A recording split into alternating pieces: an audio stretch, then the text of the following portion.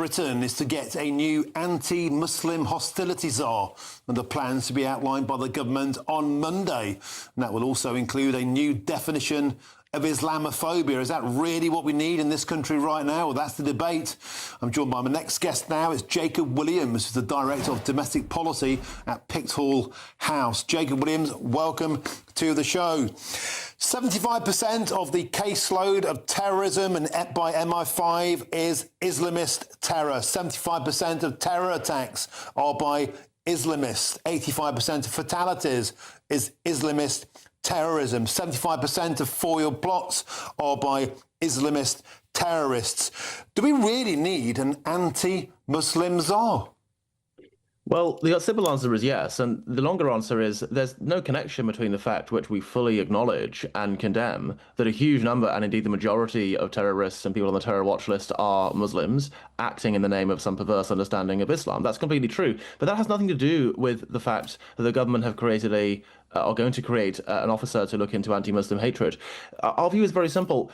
Anti-Muslim hatred should be dealt with in exactly the same way as anti-Jewish, anti-Hindu, or anti-Christian hatred. We've had an anti-Semitism czar for about 7 years. There is no reason not to have an officer devoted to dealing with anti-Muslim hatred. It's not about banning criticisms of Islam. It's not about doing that or censoring free speech. It's simply about addressing things that are either already illegal, so nothing new is being made illegal, or dealing with community cohesion and trying to ensure that everyone gets along and behaves respectfully. And I really see nothing to object to in that, and no link to terrorism or to Islamist extremism either.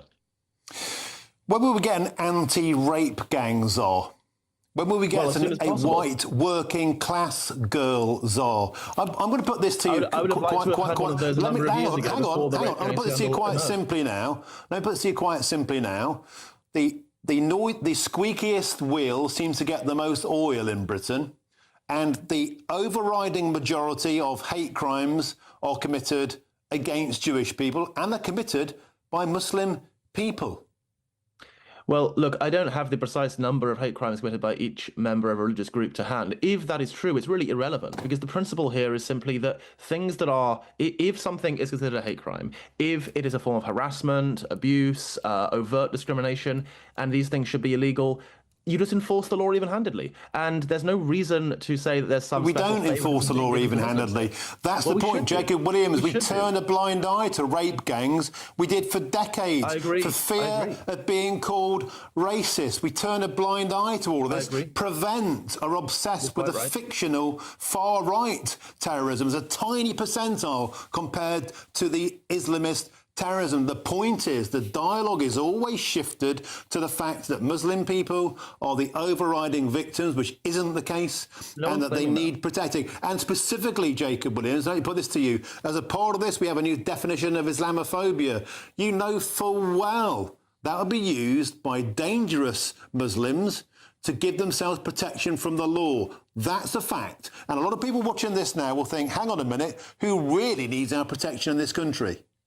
Well, there is, in fact, a wider problem with our sort of woke culture and our lack of respect for free speech on all sides, in which many, many groups are able to leverage false accusations, dubious accusations of discrimination to shut down criticism, whether it's criticism of Hindutva extremists in India, settler extremists in the West Bank, well, you name it. All these groups will behave in this way and try to weaponize all of the cultural nonsense and all the regulations we have around free speech that very often we shouldn't have.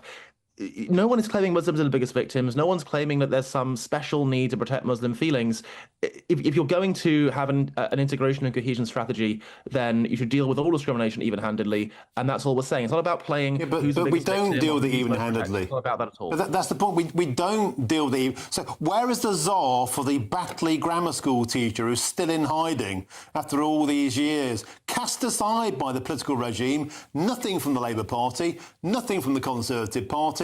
Here's my point. I'll put it to you again, that the Muslim community complains vociferously. They have a huge vote base. The Labour government in particular depends upon that vote base to keep in power, as we saw in Gorton and Denton, or it will be eviscerated by the Greens. And so is there any merit in my thesis that there is a disproportionate amount of political capital given towards that community to try and appease them and keep them quiet? Yes or no? On the whole, I don't think so. The Muslim community is not a unitary political actor any more than the Christian community or the Jewish community or the Hindu community. There are Muslims across every part of the political spectrum, from the Greens to Zia Yusuf and Reform. So to say that the Muslim community Who are would be demanding against special this treatment today? is, I think, largely untrue. And incidentally, I'm not here to defend the Labour government or the Conservative Party, and I completely agree with you that more should have been done a long time ago about the grooming gangs, and that's why we favoured a full national inquiry before the Labour government did so. So I'm not here to defend Keir Starmer's record. Okay, well, we'll leave it there. Thank you for being Thank so you. forthright. Jacob Williams, the Director of Domestic Policy at Pickthall House. Thank you very much indeed.